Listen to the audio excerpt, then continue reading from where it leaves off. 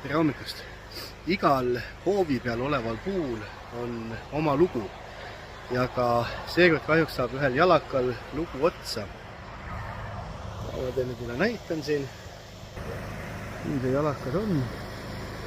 Ilus suur võimas, aga kahjuks ta on täiesti ära kuivanud juba mitmeid aastat. Pererahvas küll lootis, et äkki saab asja, aga kahjuks ei saa. No, siin on näha, mõningad võsud on tulnud, lehed on küljes veel, aga see seda olukorda ei päästa.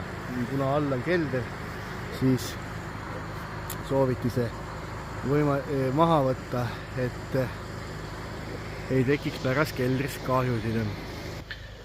Aga siin see lugu läheb veel edasi selle jalakal kindlasti, sellepärast pererahvas tahtis seda endale saada.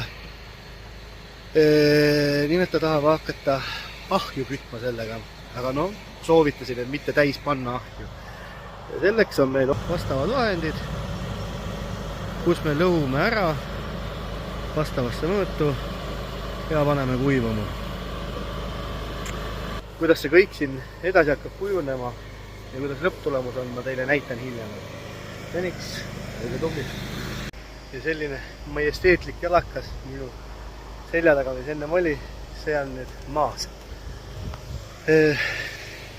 Juba harude vahelt hakkas õõnsus pihta, täiesti mäda ja siin on keskelt on täitsa pehme mädalik ja muld ja et ääred on veel kõvad, et see oleks püsti püsinud selle koha pealt, aga ülevalt oli juba näha, seal oli juba väga pehme mädanik, saag läks nagu või sisse, et sealt oleks millalgi ta järgi andnud ja olekski korras olnud.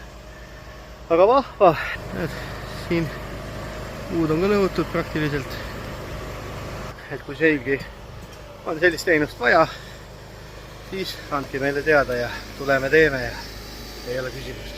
Seniks seda, olge tubli.